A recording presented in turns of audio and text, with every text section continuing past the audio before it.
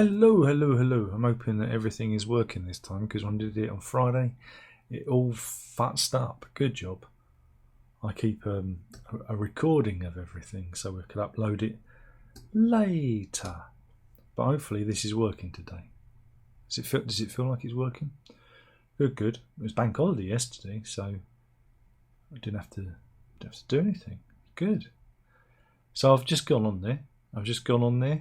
To the old Daily Mail website because that's what we're doing. We're doing news because it's coffee time. Just remember, well, what we got? The first story up is it's Victory Day in Russia, and Putin's out, celebrating. Well, again, end of the Second World War, isn't it? When they defeated all the Nazis. Russia, because he's obsessed with Nazis, and apparently they only had one tank. It can't be right, can it? They didn't just send one tank out for the parade. Did of all the tanks in Ukraine? Did they all get blown up? No, it was. It really was just one tank.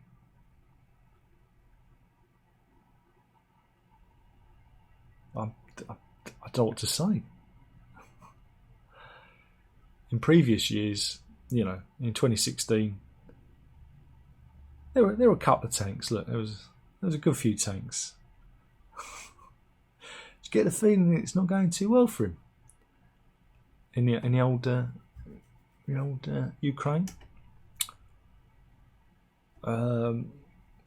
There's a new plan. There's a plan, guys. This is for the people in the UK. They're trying to free up appointments at your doctors because, let's face it, there aren't enough doctors, surgeries, and there's too many people. Right? Now, I'm not saying it's because of all the people coming in. I'm not saying that. I'm saying that there's not enough doctors and surgeries. Our own surgery around here was bragging that it's going to have to expand because it's got something like 14,000 patients. Did I remember that right, Mrs.? She's either nodding or shaking her head at me. I'm not sure. Now, considering where we are, it's quite small.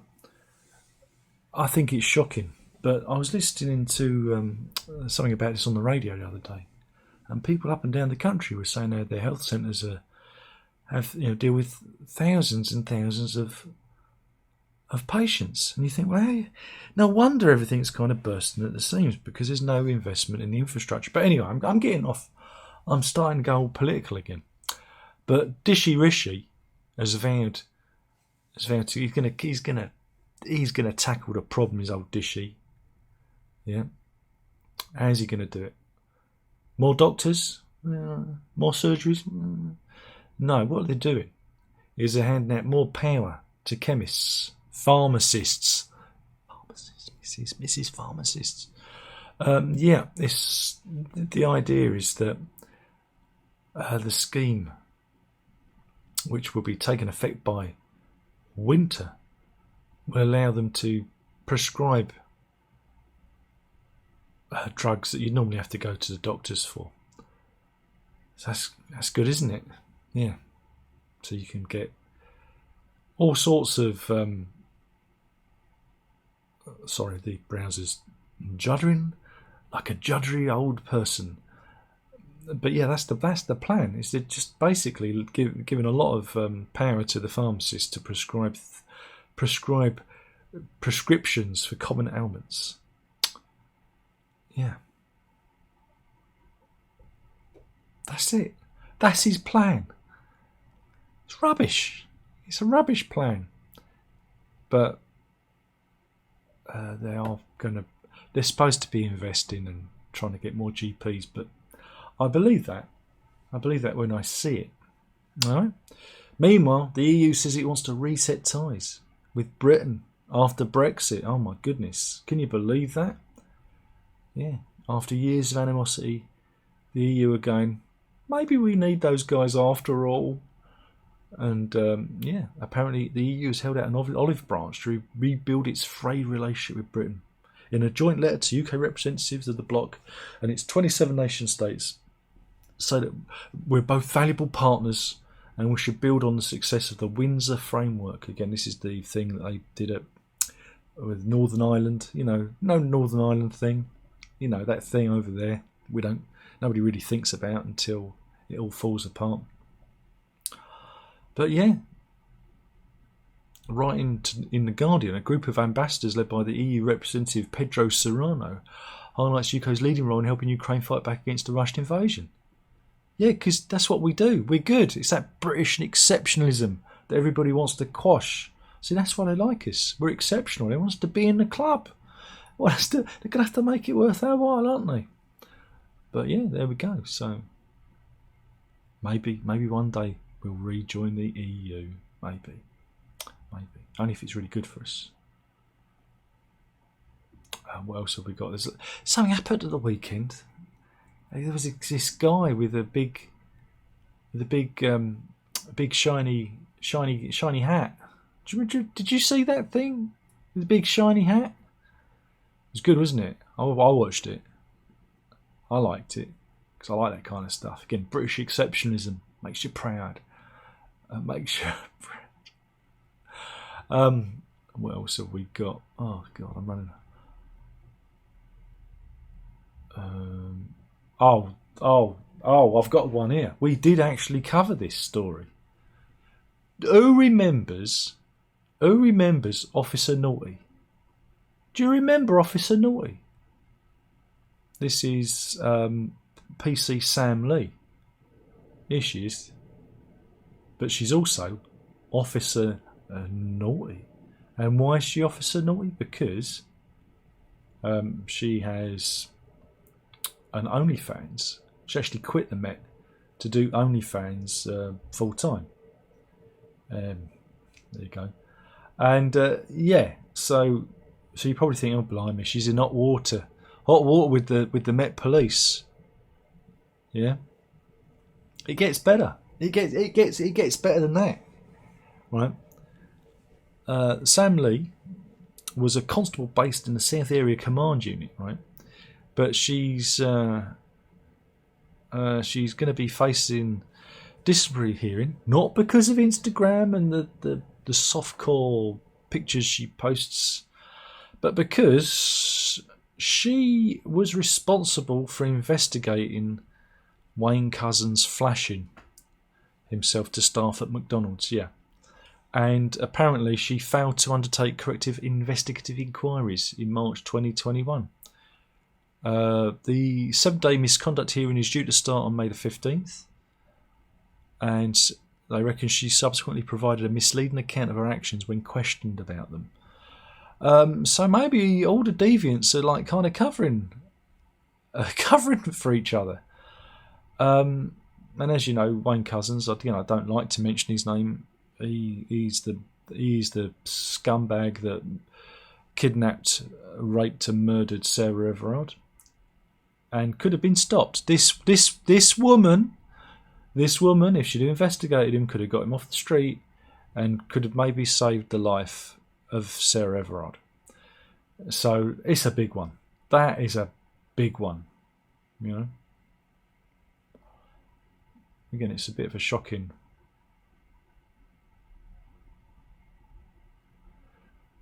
We've got some court news here. This is the story of Alison Moore of Hampshire. Let's have a look at her. Here she is. This is her heading to Southampton Magistrates Court. What did she do? Well, she became besotted with a builder. Yeah, a 59-year-old from Hampshire was besotted by Gary House. Right. Here he is with his partner of 11 years, Amy Burnett. She was besotted with him. And she turned up at Gary House's house. Right. this was at the New Forest village of Damerum, and she turned up his house and attacked his partner. Yeah, dragged her out by her hair and flung her to the ground, demanding to know where. Oh, someone's finally paid for their eBay purchase. Well done. Ka-ching. She pulled Miss Burnett out of the way and demanded to see him, claiming he'd been trying to sleep with her, and made a comment that fat people shouldn't be in the house. It's not very nice, is it? But Mr. House, he was completely oblivious because he was in the bath listening to music. There you go. So she was found guilty, and she was handed a 1-year restraining order for the unpleasant attack and was ordered to pay Miss Burnett £500 compensation. There you go. I do believe alcohol was involved, as well as cocaine. See, it's these 59-year-olds you've got to look out for. Jesus Christ. Oh dear. But we did. Oh, it reminds me. I do have an update to some court news we were following. This was. Do you remember the Nigerian senator and his wife, Ike Ekweremandu, and his wife Beatrice? Well, here they are. Here he is. Well, him and his wife were found guilty of organ trafficking. No, not Bontempi. Yeah, the wealthy Nigerian senator and his wife were jailed for plotting to traffic a man to the UK to take his kidney. Again, they wanted to use it for their own sick daughter for a transplant. And they were jailed for nearly 10 years. 9 years and 8 months they got for that one. So there we go. And that's the first time, that's the first case of its kind where organ harvesting, and Obina Obeta, who was the middleman in it, he's been jailed for 10 years. There you go. So yeah, that's the first case of its kind in the UK of organ harvesting, which is interesting.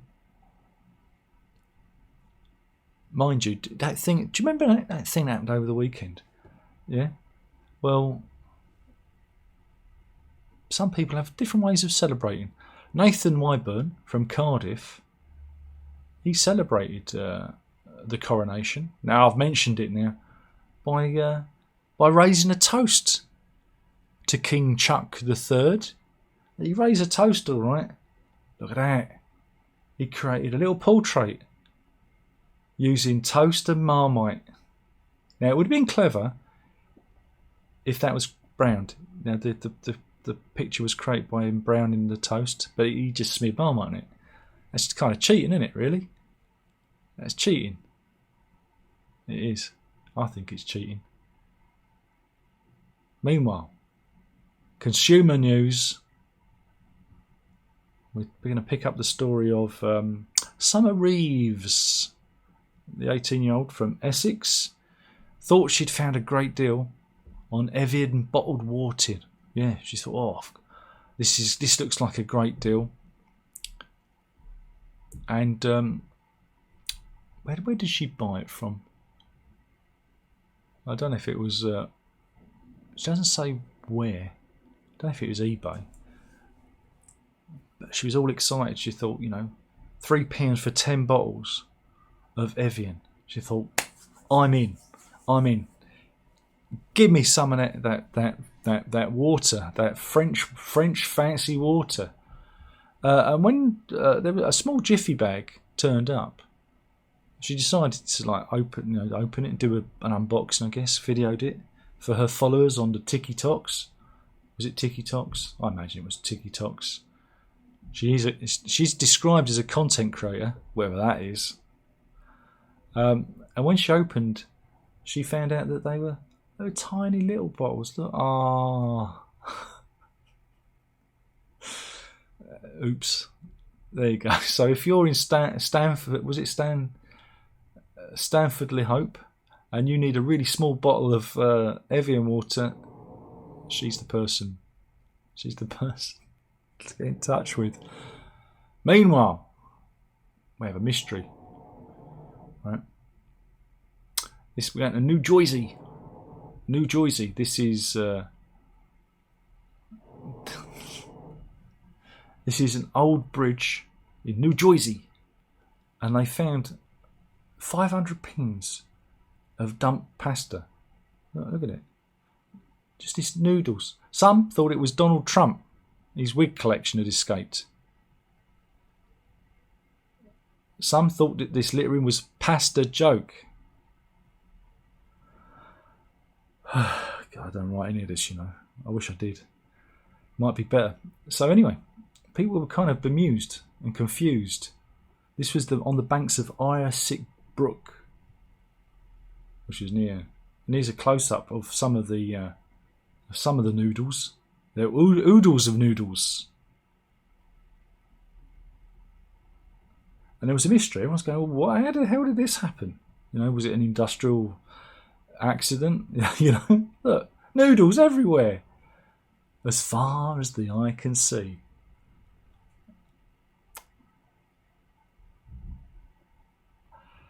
So people were going, whoa, what is this? What's going on? But yeah, Keith Rost, who's a native of Old Bridge, solved the puzzle. He said that his neighbour, who I think he described him as a military veteran, was clearing his mother's home. His mother had died, and she'd stockpiled loads of food during the pandemic, and he just didn't know what to do with it, so he dumped it all by the river. So there you go. But apparently the local advocate Nina Joknovitz, here she is, wasn't happy. She spoke out against the dumping of the noodles. She said pasta has a pH level that will impact the water stream. That water stream is important to clean up because it feeds the town's water supply. But it was one of the fastest clean-ups we've ever seen because they've cleaned it all up now. So, yeah, all the homeless people have got free noodles now, apparently. I'm joking, that didn't happen. They cleared the area of the phantom noodles. So that's one mystery. I've got another mystery for you. Yeah? Do you want another mystery? We're going down to Bath. This is the Royal Crescent. I don't know if you've ever seen the Royal Crescent. It's an amazing piece of architecture in Bath. I'll try to... let me get up a picture of it. Because people are... Well, again, it's a bit of a hoi polloi area, you know.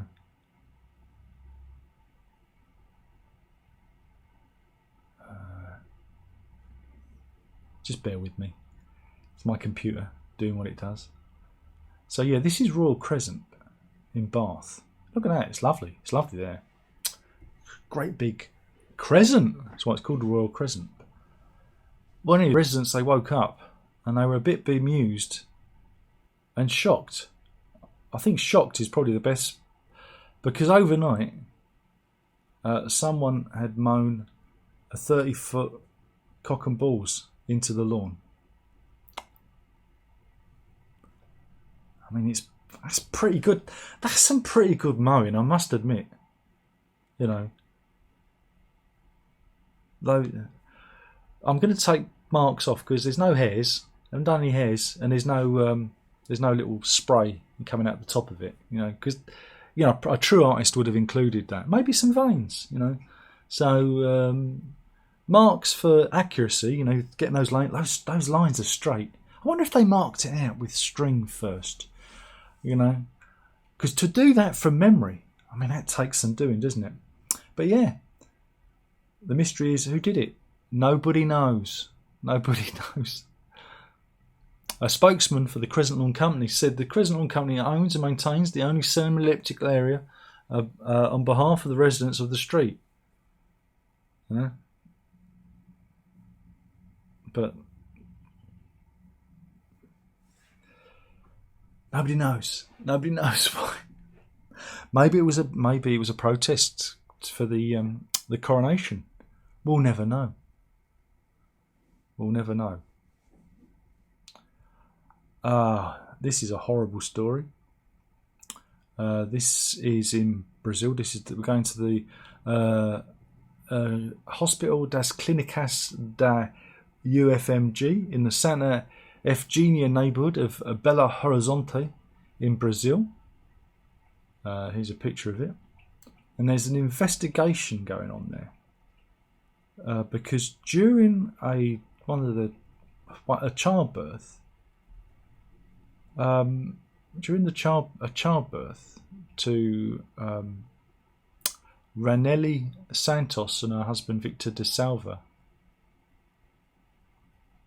a doctor reportedly climbed onto her stomach during the childbirth because it was difficult. There was difficulties, and pulled the baby's head off. And again, Mr. Santos was watching. He's watching the thing, and here's the picture of the mother giving an interview. Again, visibly upset by the incident. Again, the medic said that the child wouldn't have survived because it had a lung condition, but the husband, said no, the child was alive as it was coming out. But I just can't imagine. I just can't imagine the horror of that. Yeah. Just an awful. Again, you can't believe it. But these things do happen. Some of these, medical negligence. They should have just done a C-section. Meanwhile, Just Stop Oil are slow walking around the Camden area, and you never upset a mother driving her kids to school, because one mother was there and she's saying, look, my kids got to get to school, and one of the protesters said, think of the dolphins that are dying. He used my joke about will somebody think of the dolphins? How dare he? Mind you, love, you should always walk your kids to school, because otherwise you don't want little chubby kids, do you really? Don't want little chubbers. No. It's not a good look.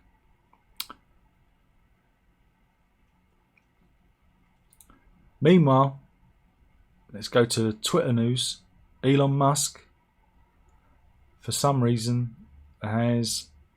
So I'm just waiting for the page to load. Come on, page. Wakey.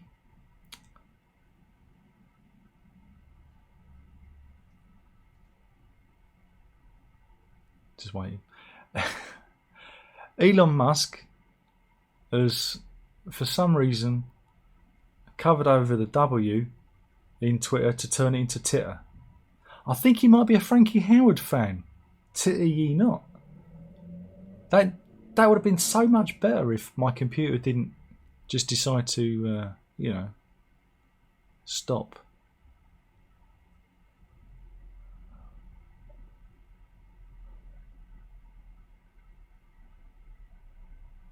Meanwhile, we have the story.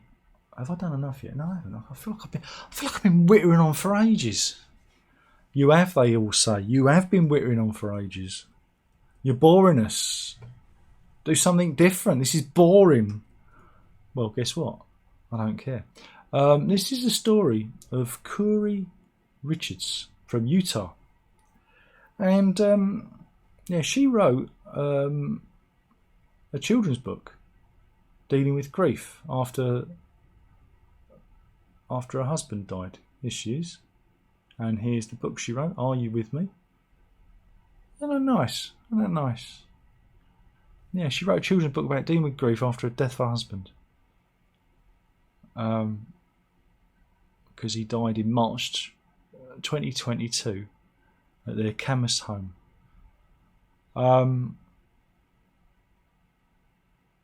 Yeah, but now she's been arrested for murdering him. Yeah, because he had 5 times the lethal dose of fentanyl in his system, and she's been accused of poisoning him, according to prosecutors.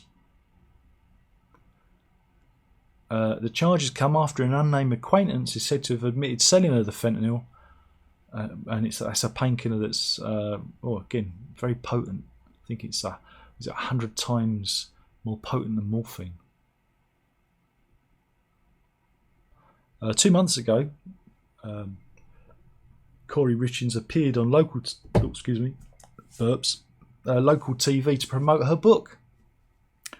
On a segment called Good Things Utah, she promoted a book saying that it's explaining to my kid, just because he's not present with us here physically, it doesn't mean his presence isn't here with us, she told the programme.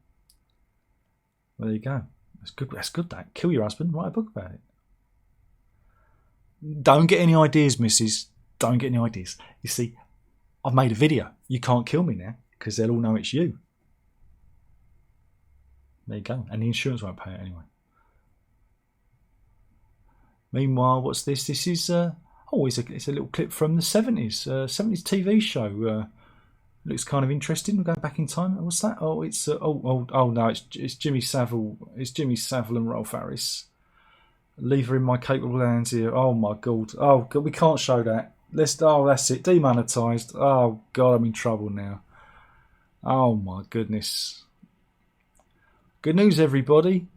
The giant barge that's going to house migrants has arrived in Falmouth to be refitted. There you go. Looks like fun, doesn't it? It looks like something from a dystopian John Carpenter movie starring Kurt Russell. It's going to be great. It's going to work. This is not going to work.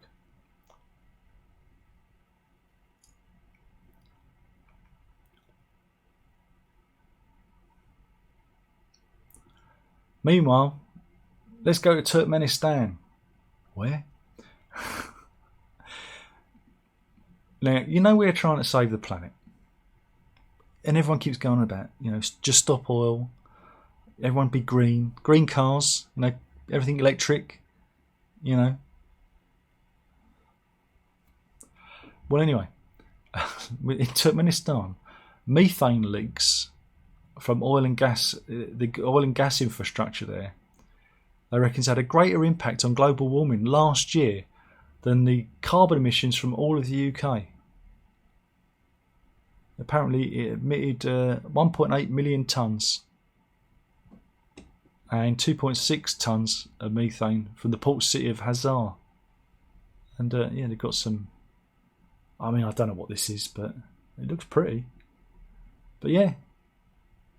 So we're fucked. We're fucked, everyone. Antoine Rostand, president of Caros, told The Guardian that the management of methane emissions was extremely poor and called for a crackdown. So methane is responsible for almost half of short-term climate warming and has absolutely not been managed up to now. It's completely out of control. And this comes from NASA. NASA are monitoring, using their satellites to monitor methane. I hope they're not monitoring over locked towers. It was the metformin what done it. It was the metformin. I can't help it. Right, what else have we got? Have we got any other good ones? Got some Charlie. Charlie's. Do you want to see Charlie's portrait on his throne? He looks very regal. He does. Look at him. Look. He said, "Oh, I'm considerably better than y'all." Look at me. There you go. He's just face it. He's just better than you. He's just better than you. There's been a lot of talk about the protesters being arrested. Oh, freedom of speech. They keep going. Freedom of speech. Oh, it's like living in Russia. No, it ain't. Because those people were released like 14 hours later without charge. They didn't get to go to, Siberia or places like that. Now, the thing is, what people aren't explaining is the reason those people are arrested is because, how many of them? Like 50, about 50 of them there. Now, if they'd have all kicked off, I think the crowd would have knocked their teeth out and they'd be eating jelly in an NHS hospital at the moment. And the NHS can't cope with that kind of influx of toothless protester. And that's why I think they actually did get brought in by the Met Police, because the Met Police knew that the crowd weren't going to take too kindly for a load of yobbos to, upset everybody. Now, if they want to protest, chain themselves to the gates of Buck House every day of the year. That's it. I'm just saying. Meanwhile, thanks Daily Mail for refreshing the page. Now I'm just going to have to find where I was. Where were we? That was a good story. It's a good story down here. Rent and mortgage payments are missed by 700,000 households in April, as 6 in 10 renters report making changes to cover essential spending.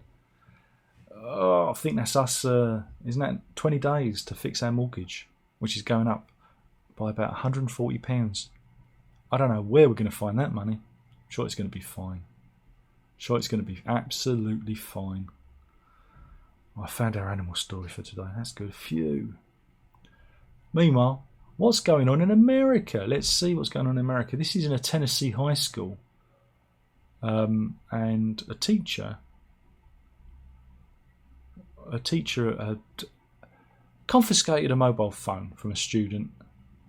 This is at Antioch High School, located just outside of Nashville. And so he's taken the phone, and she sprays him with pepper spray. There you go. It's not good, is it? Pepper spray.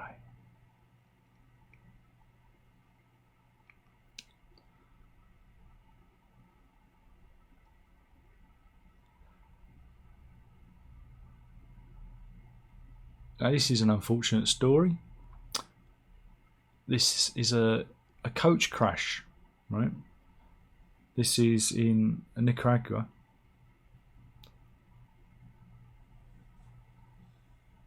Right, the coach plunged 160 foot off of a road into a coffee plantation. Now, you're probably thinking, phew, I'm glad we survived that crash. This is... this is an actual picture of the crash. But yeah, what happened then was a lot worse. The crash is one thing, but what happened next was 60 passengers on board the coach went over, but they hit a load of hives of killer African bees, and 45 passengers on the bus were stung, right? And 6 of those died, with medics attributing their deaths to the stings. And they do have some pictures of people being treated, being taken to hospital on the back of vans. I can't show the other pictures because it's a bit unpleasant. But yeah, you'd think, oh, I'm glad I survived this coach crash, only to be greeted by bzzz. And that's not our animal story for today. Oh no, we're going to end on a good one, I promise. Oh, there's so many good stories today. So yeah, we're going to go to Edinburgh Zoo, and we've got there is a rare northern rock hopper penguin who was born at the zoo. Here we go. Here he is. Oh, he's lovely. The rockhopper penguin is one of the world's most endangered penguin species. So this is really good news. They say there's only 480,000 thought to remain in the wild. Wait a minute, that sounds like it's quite a lot of them. But yeah, apparently it's of the penguins, they are endangered. And it's part of a breeding programme that they're running at the Royal Zoological Society of Scotland. and he arrived on April the 26th to his parents, Pinny and Bruce. Well done, Pinny and Bruce. Let's have a look at the footage. We've got some actual footage here, but here we go. I thought there might have been an advert. And here he is. Oh, a little rockhopper penguin. Oh. Now, I wonder if that's Dad, because you know, the dads they share the parental duties. Did you know that? Yeah, they do. There we go. Oh. So there we go. That is the animal story today, and I think I've done enough damage. Let's see if there's anybody in the chat room, or if this actually worked.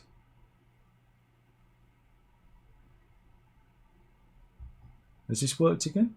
It's just buffering again. Oh my goodness, it's done it again. This is weird. I'm getting a strange keyframe error.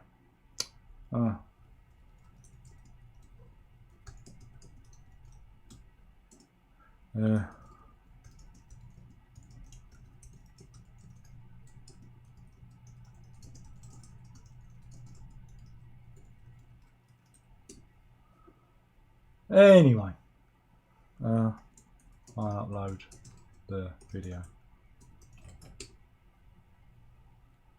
Thanks for watching. Killing the channel one video at a time. It's been a disaster again, and I don't know why. That was the news. Killing the channel one video at a time. Drink it up.